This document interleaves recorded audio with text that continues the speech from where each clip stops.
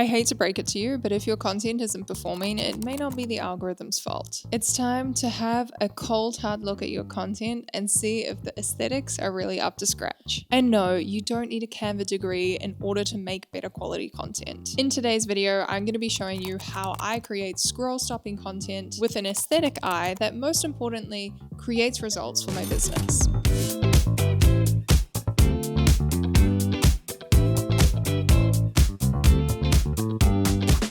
Hold on a second. You might be wondering, why the hell is Ellen making a video about aesthetic content? Because she's all about authenticity and she's always telling us to not stress too much about our content and just show up authentically to our audiences. And that is true. I'm a big believer in that, especially we've seen on social media this rise in this craving for more authentic content instead of all that super polished and ultra posed stuff. But as business owners, to a certain extent, we're always going to have to think and be conscious of our aesthetic on Instagram because it's about how our customers see us. And a lot of this is to do with first impressions. You know, you have a matter of seconds or milliseconds to capture someone's attention and to showcase your brand. And there's also an element of credibility here that an aesthetic vibe can give your business. And I think the word aesthetic kind of gets a bad rap because it makes us think of like cool Gen Zers being like, oh my God, that's so aesthetic. But to me as a business owner, aesthetic means credibility. If I'm going to be charging $2,000 a month as a social media manager, I want there to be not necessarily always a level of professionalism, like, hello, I show up in my sweatpants on my Instagram page, but a level of cohesion throughout my content that shows that I know what I'm doing. So this is especially important for anyone who's hoping to sell a premium offer. I also really think it's how you can attract brand partnerships if that's a revenue stream that you want to go down. I really feel like right now on social media, we're finding that perfect balance between authenticity and aesthetic. And that's what I really want to give you a tutorial on in this video.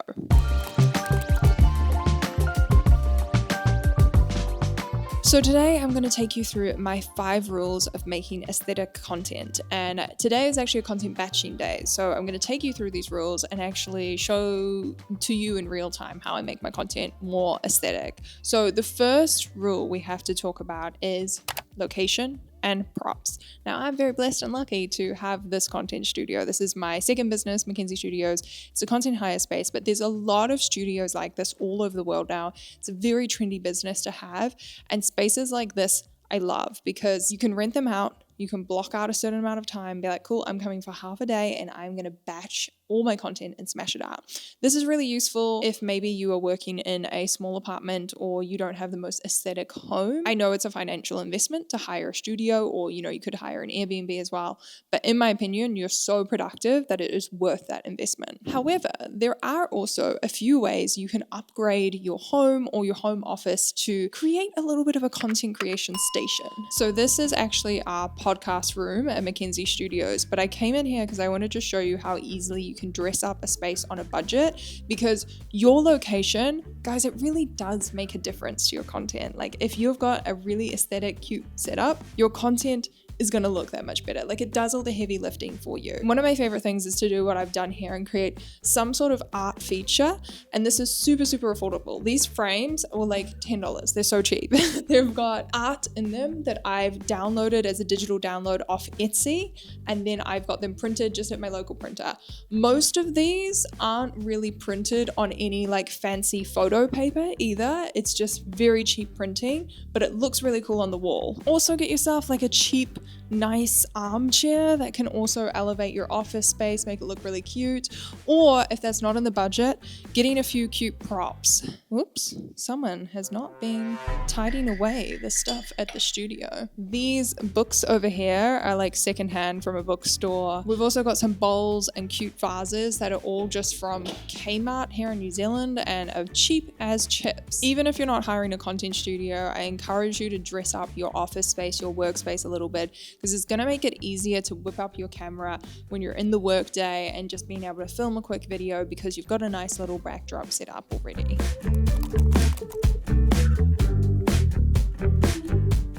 Rule number 2 of making aesthetic content is all about what you wear and being intentional with that. Now, this doesn't mean we all have to wear suits every time we're creating content. Be authentic to you and your brand, but it's an opportunity to make your content that much more aesthetic on brand, and intentional. So for me, again, batch recording today, and to keep it really simple, I've bought like one pair of jeans with me and I've bought a pair of sweatpants as well. And then I just rotate out my jumper or jacket. So for this video, we're in a nice little blazer. We're looking a little more professional, but also a big part of my branding is like building your business in sweatpants. But I'm still intentional. I mean, this one literally has my logo on it, but I'm intentional with my brand colors. And even the idea of wearing sweatpants for me is being strategic and intentional in terms of building my brand and what I want Dishing Up Digital to be known for. But again, you can do this in a really low cost way.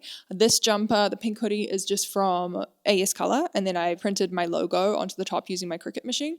This blazer was literally in the clearance section of Dick Tuber. I don't even know how to say the brand, but I bought it, what it must have been like 2 or 3 years ago, and worn it to death. So check out the thrift store if that's, your budget, or have a look on those clearance racks and just buy some nice pieces of clothing that you wear for filming. And again, nice is subjective. It might be a suit, it might be sweatpants, but something that makes you feel really fabulous and holds up that aesthetic vision.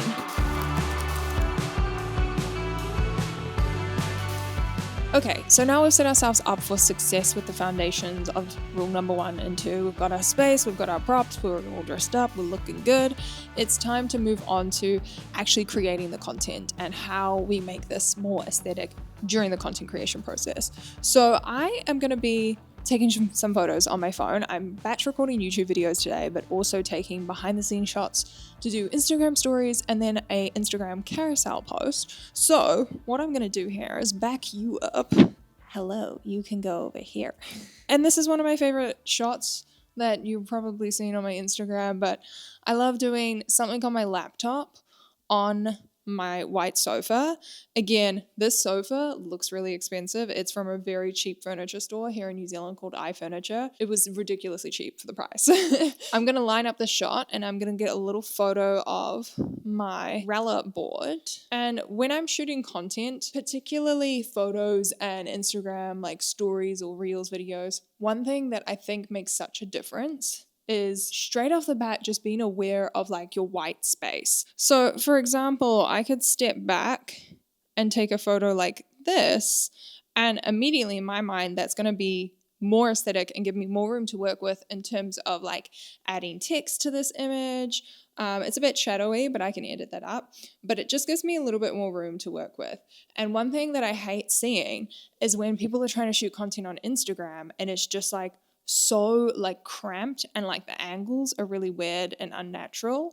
So when you're shooting content, just have a little bit of a play around with those angles, making sure you've got enough white space around the edges. Again, we could play with like a few different kind of angles, but you see, that's a close up and I'm still leaving room around the edge to add in text. We could even go for more of like a centered photo. And of course, what is helping this so much is having the right environment. We've got our pretty couch, but let's say I didn't have this pretty couch and I just had a wall. We could find a white wall like this. And again, it's about having kind of something cute on your laptop. We could hold this up against the wall and do a little hold and snapshot. So that's exactly what I used to do when I was trying to make aesthetic content for my blog and I was living at home. And like my parents don't have like the fanciest house. They recently, just last year, redid their whole kitchen. So it does look pretty beautiful now. But prior to that, it was a classic 80s family home. It wasn't super aesthetic. And what I would do is just find small white walls that would work that I could shoot content against. I used to do like photos in like my hallway because that was like the best white wall. I would even go out on the street just looking for brick walls. I remember one day, Tara and I literally walked around like the whole of Parnell, which is a suburb here in Auckland, just trying to find the perfect like brick wall to shoot some content against. So there are options. Get creative and stop just saying to yourself, oh, I don't have an aesthetic house or nothing in my room is aesthetic enough to shoot content. Stop letting that hold you back and get creative with it. Recently, I've been playing around with these day in the lifestyle posts on Instagram. And again, these are very simple images just shot on my phone, but you can see I've put some thought and effort into framing that image. And do I actually have the raw images still on my phone so I can show you all the different versions. There it is. So I took that photo 1, 2, 3, 4, 5, 6 times before I decided I had the shot that I wanted. So I tried it from a couple of different angles. And then again, if I take you back and show you the final result, we'll chat about editing in a second. So you can see I've lightened the image and added some fun cutouts. But I've set my office up with some cute artwork, a desk that really wasn't that expensive, a nice little mug, my Stanley cup that's bejeweled and not actually a Stanley cup, it's a knockoff cheap brand. Another prime example was this one. This post has over like 18,000 views on it. It's another day in the life. And it's just me holding my coffee cup. I set up these little floating shelves in my office because I knew it would be a nice aesthetic kind of prop, backdrop, really cheap. Got the shelves, I think, in a pack for like $20. Then my like fancy sheer blinds. Fun fact, when I was installing those curtains, they fell off the wall twice. So I'm not a great DIY person, but the point is often this stuff actually can still look really, really good in your photos and in your content. I think this one is a prime example of the most cluttered I would get with a post in terms of what I have in the background. I think it looks really nice. If in doubt, go for something minimal, like that photo that I just took against a white wall. We can edit that up and make it look a little bit cuter and less shadowy. When you look at someone's content and you're like, oh, that's so aesthetic, 9 times out of 10, it is because they've made an effort to tidy the space, to make it a little bit more minimal. And again, play into your branding. Maybe your branding is a bit more cluttered, but again, the clutter is intentional. You know, the simple things, swap out that mug or get rid of the dirty lunch dishes, or maybe it's adding just one simple pink mug because it's on brand for you. Like, there's a lot you can do with the space that you have.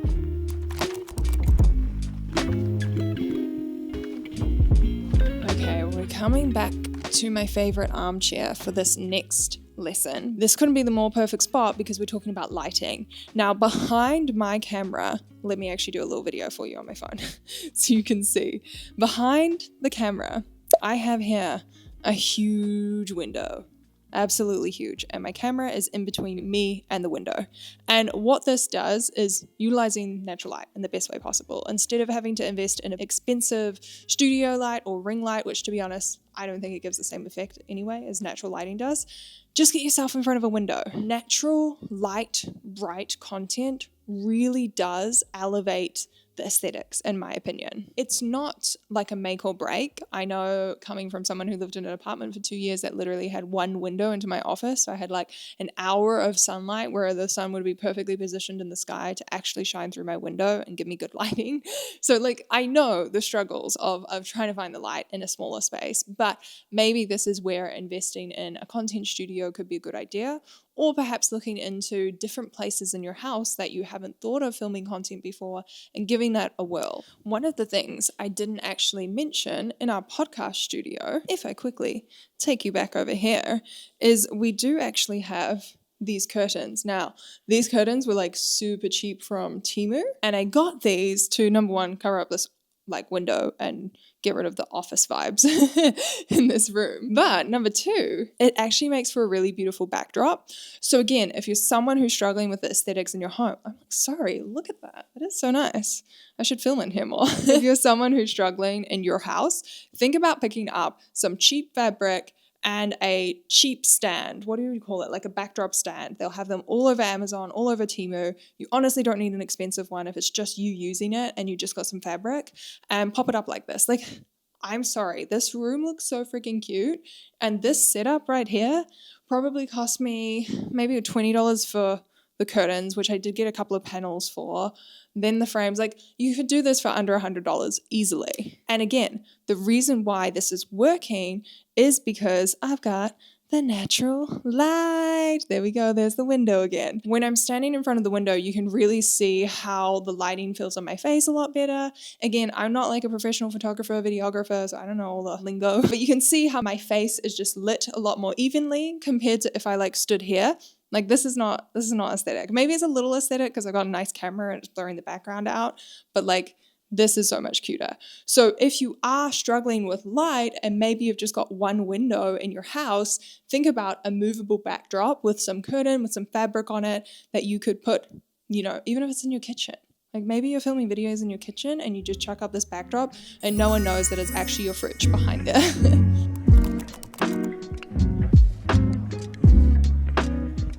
So those tips are kind of covering what we can do during the content creation process to set ourselves up and make our content more aesthetic from the get-go. But there's also some things we can start doing on our computer in the post-production to make things a little bit more aesthetic. Overall, when it comes to my rules of editing, it is all about readability, light and brightness, and keeping it simple. I think social media has changed so much, and there is this crave for authenticity, and some brands are getting caught up in the overproduction of their content.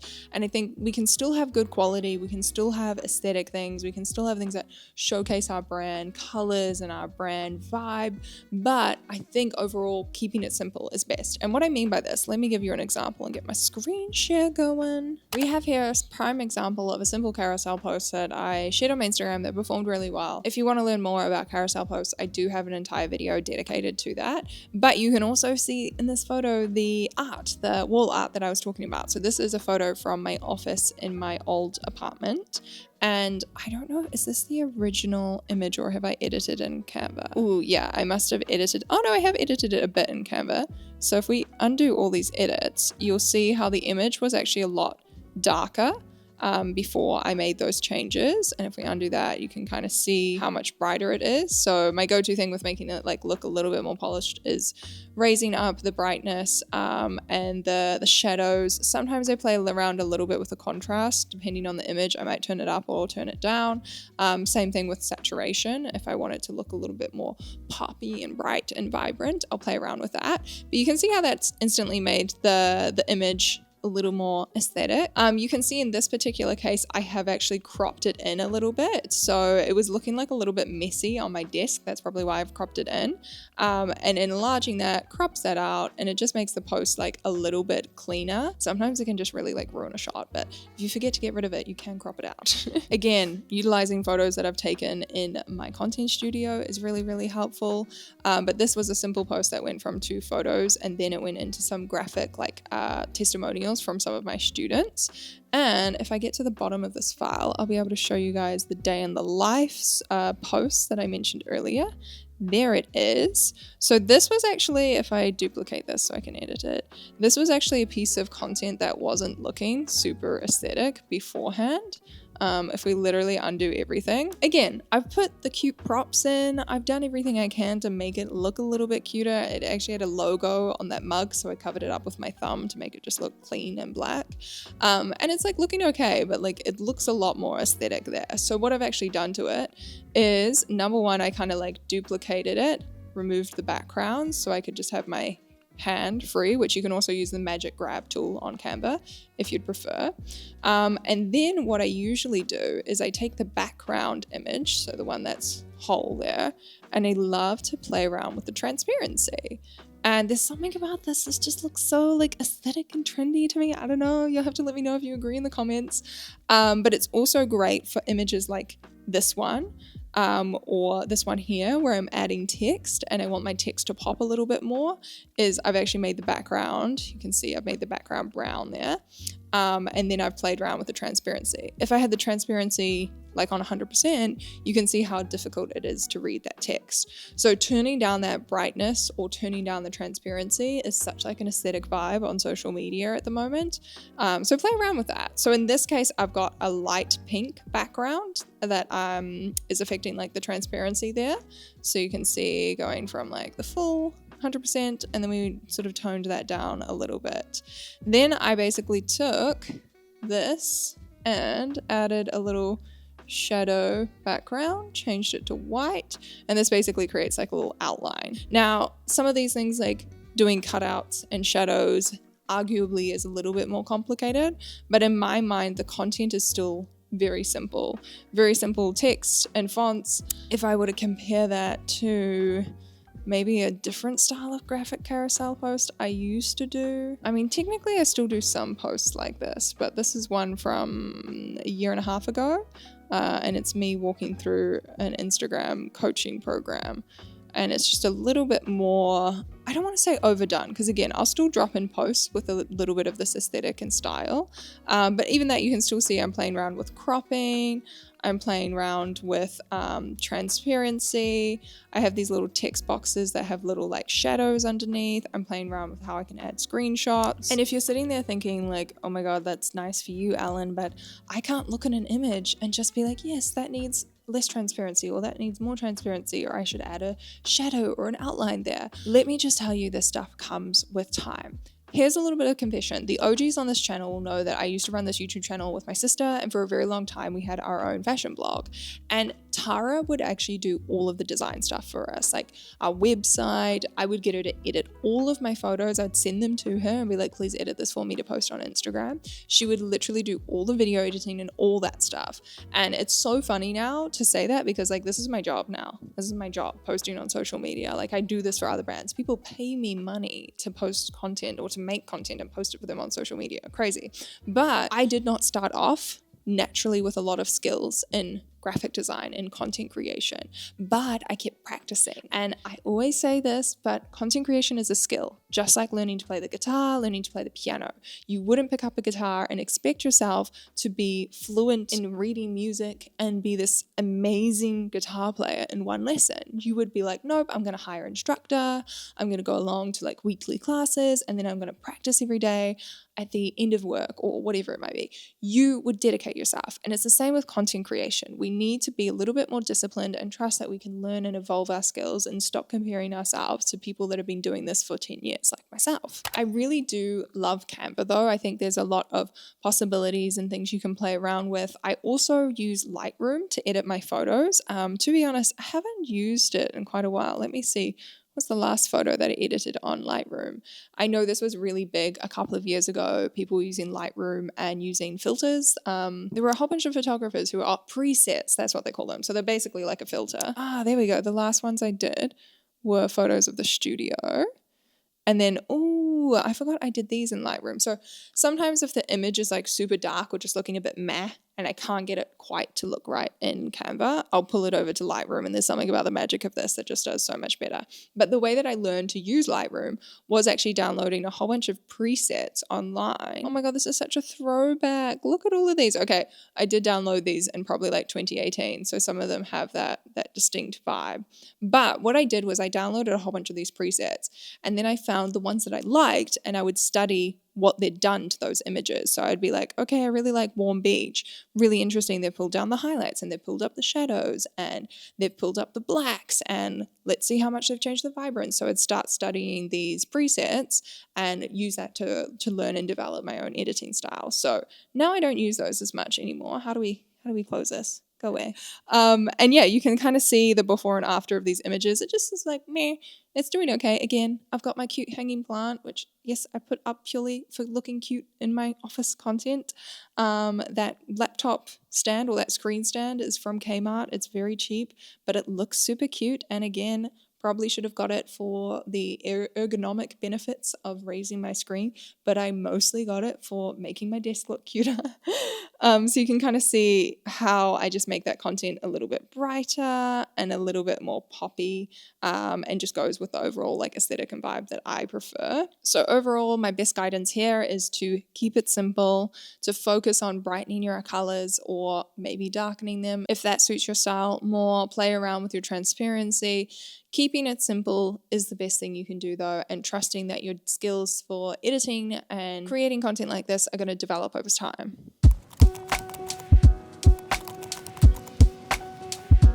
For the final part of this video, I wanted to run through some of the equipment I use for content creation, because again, I have been doing this for quite a while, and I think there is a certain amount of like the aesthetics coming just from getting creative, putting white space in your images, the editing, the playing with your shadows and all that kind of stuff, and also an element from your clothing and your location and making sure things look cute.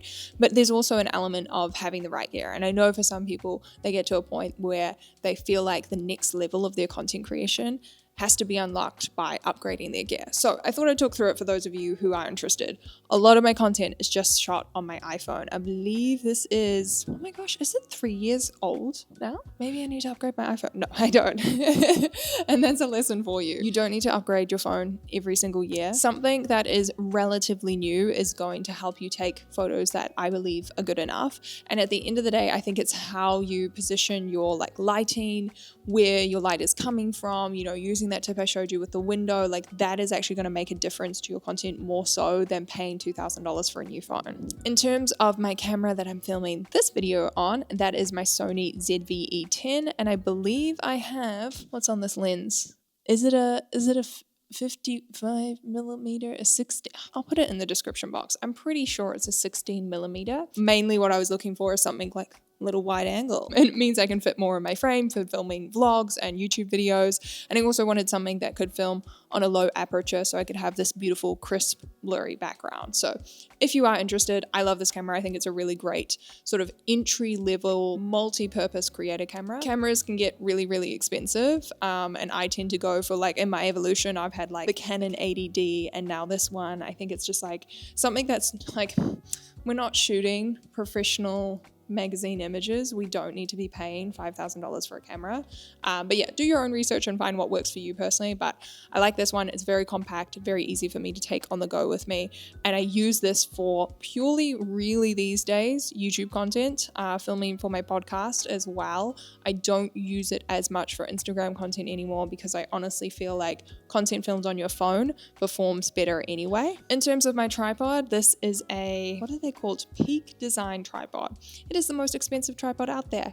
Is it worth it? I don't know, but I am a little bit of like a geek with some of this camera stuff, and I wanted a tripod that was super lightweight but still very strong to travel with. You'll find that some tripods that are cheaper, once you start getting expensive cameras, you're going to want to upgrade your tripod because you don't want your camera to fall over because your tripod's like flapping around and it's too cheap and flimsy. So it is a really good tripod. I do really like it. It packs down really small for travel, which was the intention. I just have the aluminium one, not the carbon fiber one, if you are in the market. Otherwise, I do think a tripod is something you can cheap out on and really like wait to upgrade to last. A tripod is a tripod, really, at the end of the day. Now, for those of you who have watched my recent content planning video, I use Rella, which is a content management and scheduling software. This video is not sponsored by them, but I do actually use it in my business now, and they have sponsored some of my past videos. So technically, I gotta disclose this as an ad, even though I'm not getting paid for it. One feature I wanted to show you that really does help when it comes to like the aesthetics of my content though is their feed preview. So this allows me to look at what my content is going to look like on Instagram before I post it and make sure my grid is looking a little bit nice and aesthetic. For me, this is just convenient for making sure like I'm not clustering like selfies on top of each other, that they're all kind of like spread out, that there's a consistent flow of my brand colors, that there's not a corner that's too like text heavy, etc. So yeah, that's one feature that I think is really helpful when it comes to the aesthetics of your content. I do believe having a good content management system is really important because the more organized you are, the more time you actually have to spend on the creative part of producing and making your content. So if you want to learn more about how I manage that, how I plan my content, the ideation, that side of things, I do have a video all about how I plan my content. So go check that out.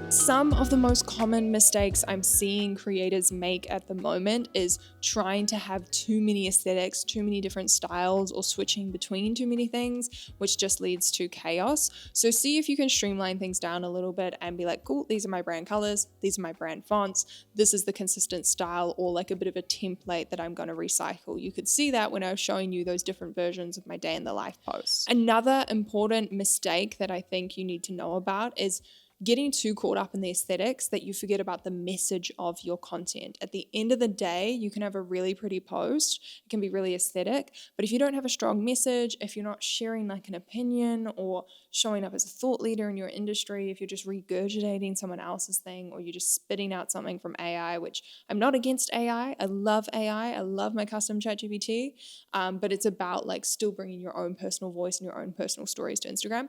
If you don't have that, aesthetic content can't save you. It's just one part of the puzzle. Okay, to finish up this video, I thought I'd do one last kind of tutorial, and I'm gonna film a reel and you're gonna see how I kind of set it up. I'm gonna be super casual here, but I'm gonna see if I can just film this leaning up against my drink bottle as a tripod to again show you how simple it can be. We can still make it aesthetic, we can still make it look nice without having to, you know, have the most expensive gear. Again, it's not even a real Stanley mug. This is where you want to pick and choose your trends. So for me, I saw this really funny reel about like a business owner using like a Rolex to like type on their computer and like open a can and being like, when the IRD or the IRS asked me if that Rolex was a business expense. And I was like, oh, that's so funny. I can definitely do that and do my own version of it. That is where, you know, you want to pick and choose trends that actually work for your business and relate to your audience. I don't jump on every trend that I see, but this was one that I thought resonated. So at the moment, it's looking kind of dark on my phone camera. So I might pull this across this way to get a little bit more light on my face. Whoops. One issue of using your drink bottle as a tripod. Oh yeah, that looks cute. So you can kind of see how I'm setting up the shot to have like a little bit of this in the corner. I've got an edge of a painting. Luckily, I kind of have an aesthetic roof, so that helps. The edge of the mirror, got me and my paint. This is a prime example of how do something for the aesthetic, and in reality, it doesn't work. Like I would never sit at my laptop at this angle because I'm like, this is so awkward and weird, but it looks good in the video. So it's all about the angles, because like if I sat like this, then you wouldn't be able to see what I'm doing, where I'm basically gonna be like trying to expense my shoes and I'm gonna like type with my heels. So let's hit the record button. Whoa. I'm gonna take you off for a little bit because the mic isn't aesthetic.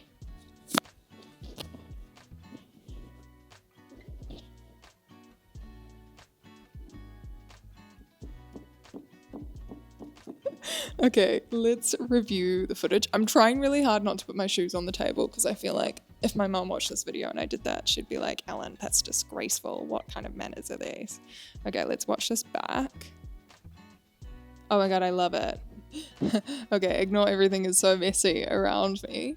But that's going to be a wrap on today's video. I really enjoyed filming this. I think I honestly prefer filming like vlogs and like come with me behind my business style videos, but I know that they never get the most views. So what I'm doing strategically at the moment is trying to like do a crossover where it's a video like this, where you're coming with me, you're making some content, but there's also an element of sit down educational segments. So I'm kind of combining the best of both worlds. So let me know if you guys like it, because I just want to film more vlogs, but then also you got to play the YouTube algorithm game and make videos on the juicy topics. So if you love this video, please give it a thumbs up. It really means a lot to me and it helps me get my content out in front of more people, and extra bonus points if you want to leave me a comment as well.